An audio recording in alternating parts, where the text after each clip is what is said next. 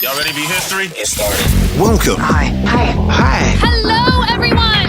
To the Pro Audio Suite. These guys are professional. They're motivated. Thanks to TriBooth, the best vocal booth for home or on-the-road voice recording. And Austrian Audio, making passion heard. Introducing Robert Marshall from Source Elements and Someone Audio Post, Chicago. Darren Robbo Robertson from Voodoo Radio Imaging, Sydney. Tech to the VO Stars, George the Tech Whittam from LA. And me, Andrew Peters, voiceover talent and home studio guy. Line up, learner! Here we go. And welcome to another Pro Audio Suite, thanks to TriBooth. Don't forget the code PAP200 to get $200 off your purchase. And Austrian Audio, making passion heard. This week we've got an AB, and we're ABing between a UAD plug-in of an Avalon VT737 and a real Avalon VT737. George, you managed to get a bit of a sample from one of your clients for us to listen to. I did, and just for some background and parameters of how we recorded this. So the client's got the hardware and also an Apollo, obviously. And as is often the case for me, I try to wean my clients off of using tube stuff. I'm trying to make their lives easier. I don't want the variables of tube and the degrading of tubes over time and things that voice actors don't really hear as they happen, because they happen so gradually. So anyway, I was trying to get him to move on. So we're like, well, we really do need to A/B the two and really be clear about, is it possible to just simply eliminate the hardware preamp from the setup? So we did a bunch of tests, and the test that we all evaluated, and you'll hear on the podcast when we fly it in, was comparing a U87AI in cardioid in a room that's roughly, I would say, 8 by 10 feet with a vaulted ceiling. And that is going, and that's placed about, I think about 4 or 5 inches from his mouth, just above, tilted downward. And you're hearing 2 different takes. So I didn't have a splitter to split the channel. So you are hearing 2 different reads, but he's very, very, very consistent on his reads, I think. So I want to say all that to say that it is not scientifically accurate in that we split one signal. It's 2 takes.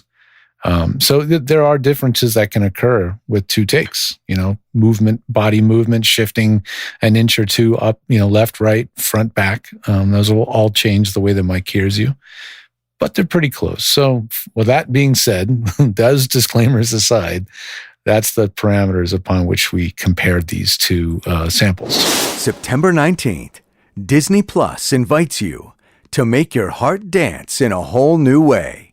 Dancing with the Stars live only on Disney Plus. September 19th, Disney Plus invites you to make your heart dance in a whole new way. Dancing with the Stars live only on Disney Plus. I'm going to actually jump in first because we're going to work out which one is which one is the plug-in and which one is the actual. This is a blind test for all those listening, so I know which is which, but nobody else does. Right. You can't vote, George. I can't vote. No, you can't, yeah. But I'm going to say, based on I don't want to hear what Andrew hearing, says. I think that we should all submit to George by email separately. Okay. Yeah, okay. All right, here we go. Yeah. All right. This will be quite funny. George at georgethe.tech. That's the one. Yeah. Okay, I'll put it in the subject.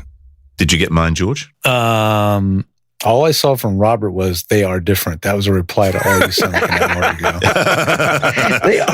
Yes. Wow. Robert's so insightful. I've got a vote from Darren with his vote in the subject. Okay, do you want me to send you another one? I'll send you another one. I put in my conspiracy theory. Yes. Well, I'm basing mine on your conspiracy theory, I have to say. Okay. Because I did notice when I listened to them earlier that the mids are a lot sharper in the first sample and less so in the second. Has everyone voted? I think we all noticed the same thing by the sounds of it then. But all right, okay. I think the first one was meatier. Maybe it's like lower mids, lower end, somewhere in there. Just has a better like oomph to it. I do like the first one better, I think. But all right, George, tell us what everyone voted. George, who was right before we give it away. Yeah. What did everyone vote? Yeah. So the first clip of the 2 clips is the hardware. Oh, damn it. I double thought myself. Yes, I thought so too. There you go. So, how about that? Wait, did you double think yourself? Because George, read what I wrote in the email. So Robert says, I think the first is the Apollo trying to sound meaty like the hardware. That's what he wrote. Yeah. Yeah. And so, what, Robbo? What did you go for? I said 2 was the software, so I'm guessing you that. Gun. And Andrew, did you fall into my brain trap of? No, I went for the second one counter-voting? because I thought the plug-in was the second one because based on your theory, if they were trying to emulate what they perceive to be an Avalon being a tube-based preamp, they've gone heavy on the lower mids to try and give it that tubey feel. But they've just gone too far. Right. So like if you could EQ a little bit of you could knock down like 400 to 500 maybe a tad on the UAD and it would sound very much more similar than the hardware, right? Is that what you say? So Andrew, you thought the first one was the hardware or you thought Yeah, I thought the first one was the hardware, second one was the plug-in. but everyone in their mind heard the same thing. It's just like who was overcompensating or exactly. I just thought that like the way everyone thinks like, ooh, fat and all this other like, it's like they would, if they were going to get their model incorrect, they would make it incorrect more on the thicker side than on the thin side. Yeah. That's what I was based my opinion on. And I always say that the Avalon is a very, very transparent preamp. Like it doesn't thicken, it doesn't fatten, it doesn't warm. It just is. Like it's a very transparent Class A pre, has no transformers. So but clearly the software version is not as thick or is not as like as the hardware. No, I found the hardware I thought had more. Well, it was less. The first one sounded lower meatier. mids. Not to me, it didn't. Really? Yeah, I just heard more top end in the first one. I heard more like low. There was like a low like presence that the first one has that the second one doesn't. Which is probably sort of the same thing, really. You were both hearing the same thing. I think you're just describing it differently. If AP's hearing less top end, that means he's hearing more bottom end. So, really, it's the same sort of so thing. Andrew, in a you heard roundabout less sort of top way. end in the first one. No, less top end in the second one. Yeah, we're saying the opposite thing, Rob. Okay. Sorry, I'm hearing you both wrong too. Yeah. So, what did you hear more top end in the first one, Robert? Me? Yeah, I think that was it. I just. I think I'm agreeing. I'd probably go with what Robert's saying. I think I had more bottom end in the first one, and I kind of went, if you were going to overcompensate, that would be the place that you would do it. Yeah, I just heard more. But I don't know that was conscious. I don't know that was consciously why, but it was to do with the bottom end. Why I thought the first one versus the second one. Yes, and you've also got to take into account that because that is a tube based piece of hardware. I don't know how old it is, but they may have based their plug-in on another piece of hardware, and they vary. This is Jim Reeves's theory of, he's a friend of mine, and like sort of everyone's like falling in love with analog tape sound, and he's like, everyone goes in and out of the studios in New York and they're busy and you couldn't always get the tape deck set up and aligned, and like everyone's idea of analog is a misaligned, overused tape deck. Yes. Like that's what you should emulate. Mm-hmm. Yeah. Right. The idea of analog versus the actual fidelity that you get from a properly aligned. Like a new deck with a nice relapped head and everything. It's like, well, it it's might funny sound more like because digital than you want to admit. Based on that, when I met the CEO of Austrian Audio, a few years back now. Oh no, a couple of years back, we were talking about the development of the capsule for the OC818, and it was the R&D they did when they were still working at AKG, and what they were trying to do was to build another C12. So they got a whole bunch of C12s from all over the place. They had Stevie Wonder's C12, they had Quincy Jones's C12, and a his whole was lot of messed others. up. And Quincy Jones's. He told me that Quincy Jones's C12, which he loved on everything, was broken. We had a studio here in Chicago that would always rave about their C12, and like engineers would go in there and they would be like, that thing makes all kinds of noise. Yeah. Because they're old. They're 50, whatever, 60. It's got a distinctive sound because it's broken. Yeah. Yes. It's I unique. will say this, that 818 does sound smooth. I mean, it is. Yeah. It is a good sounding mic for sure. Yeah. So have you been playing with yours a bit lately? Just a little bit. I've been a bit busy, to be honest. But What about the microphone, though? Have you played with that? yes, exactly. Boom tish. Yeah. No, we use them on guitar cabinets and some drum overheads already, and they're great. They really are. I wouldn't know. I don't have one. Oh, boo-hoo. All right, yeah. Just use We the must headphones in hint, reverse. It's the same thing. Hint. Yeah. Yeah, that's right. Yeah. So there you go.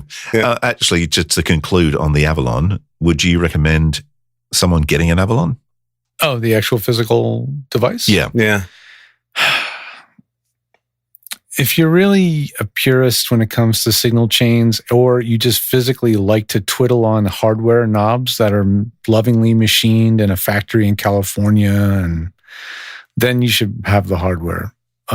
If you want just something practical, you want to be able to jump between a lot of different settings quickly, bring up different signal chains, and you want to travel and have everything sound the same, then probably And don't save $1,700. Yes. 1,700. Have you bought an Avalon 737 lately? Those things are well over 3,000 these Wow. Are days. they now that much? Yes. Oh, Wow. They used to be Yeah. like $2,000. Yeah, they are way Yeah. more expensive now than they were. Like if you bought one 2 years ago, just sell it. Yeah. You will instantly make money. Yeah, right. It's crazy. Yeah, no, they're quite spendy. Yeah. So yeah, it's for someone that loves gear and really, really loves hardware and but I don't like anything that fails gradually. And tubes How's the tend to do that. compressor on that thing? It's okay. Is it kind of spazzy and touchy? I don't know if it's spazzy. I just think it's not great when I can use much better compressors. I have a once I'm in an Apollo 747. where I have access to everything, I can use better. But I have a 747. I don't know if you're familiar with that. that's the mastering. Yeah, it's a stereo mastering piece. So it's like tube or solid state. You get a compressor and then you get a passive EQ, essentially.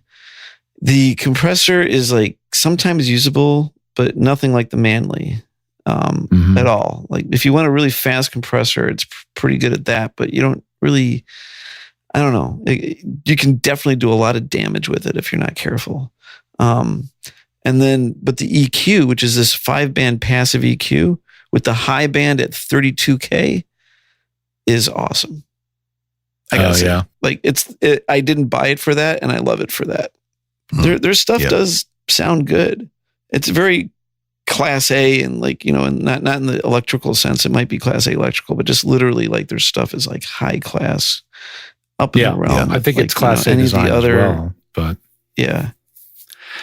transformerless. There was a really nice one that was released probably 5 or 6 years ago, I think. They did a black-faced 737 with the blue illumination. Looked very tasty. They've messed around Was with that the anything. mercenary edition? That was the mercenary thing, right? I don't know. I don't know.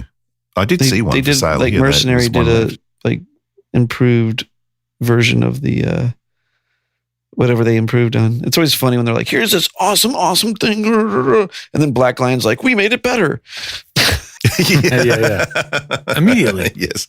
Yeah. Yeah. Exactly. Well, another thing that differs from older and newer 737s is something called the baby face mod, which I was explained to by a friend who actually runs his own repair shop here in Burbank called Audio Rehab. They happen to be the Avalon service center. So they service all of them, And when I had one, I brought one in from a client we were retiring it, we're selling it. And we did a $500 refurb on the unit. Did a lot of stuff, caps and tubes, and replaced the stupid LED or light bulb behind the VU meter that always blows out within a few They weeks. always go, those things. Yeah. And, and he said, "Oh, and do you want the baby face mod?" And I said, "What the hell's that?" And he said, "It just speeds up the attack time on the compressor. It's faster. And he says it costs nothing. It's literally swapping like a single component, I think. And I said, sure. Could always use a faster compressor. So yeah, and that was that. And then it's a fully refurbed machine and everything. But if you buy the software plugin, there's actually a push button, so you can actually engage that. It says X4, so it makes the attack time 4 times faster when you press 4 times faster. Yeah. Is it? Oh, so it's a button that they add to it in the software domain. Yeah, it's not on the physical. Oh, in hardware. the software domain. I see. Yeah, exactly. I see. Probably when they talked to the engineers at Avalon, they're like, well, there's this thing where some people have a faster compressor than others because of this mod. So maybe we could just add a button for that. I think that, I don't know. I'd love to hear I would love to hear the discussion between, Ivana Manley and the engineers, Universal Audio. Like, that's got to be a really interesting conversation. You know what I mean? So here's something new. I'm expecting a set of 8 Neotech Series 3 channels coming back on a rack in a week or so. And that should be an interesting one to hear. The guy who racked them up so that the preamp it's just a chip, but the way it's run with some sort of, I forget, he was saying it wasn't like anything he saw before. Interesting. So could be cool. Mm-hmm. And just to, as a footnote, as we just heard about Dancing with the Stars, I was the voice of Dancing with the Stars for the first 9 series here in Australia. And here's a little story. When we first did it, I saw the English one, which was called Strictly Come Dancing or something. And I went, this show's very cheesy. So I said to the producer, do you want to call it Dancing with the Stars or Dancing with the Stars? And he said, didn't even think about that. Why? What's the difference? And I said, well, Dancing with the Stars just sounds a bit more classy. And he said, good idea. Hence the reason here it's called Dancing with the Stars. But dancing is not the Australian accent, eh? No, it's not. Not really. No. Dancing. It's dancing like the American accent? Dance, mate. That's the A. That's the Aussie A. Dancing. Oh, dance, mate. Dance. Yeah. Oh, yeah, interesting. Yeah. So there you go. Little behind the scenes. Got you to blame. Well, when he sent me the sample, he's like, well, I'm taking over for some other guy I know, and he may not know that I'm the new voice of the show yet, but I guess he's going to find out eventually. So, yeah, okay. Go ahead. Yeah, you can use it. And that's the way the promo goes. Indeed. You win some, you lose some. Well, if you win some, you're eventually going to lose some. That's right. That's the way it goes, unfortunately. Yes, indeed. Can you lose it if you never had it? No, you can't. Well, that was fun. Is it over? The Pro Audio Suite, with thanks to TriBooth and Austrian Audio, recorded using Source Connect, edited by Andrew Peters and mixed by Voodoo Radio Imaging, with tech support from George the Tech Whittam. Don't forget to subscribe to the show and join in the conversation on our Facebook group. To leave a comment, suggest a topic, or just say g'day, drop us a note at our website, theproaudiosuite.com.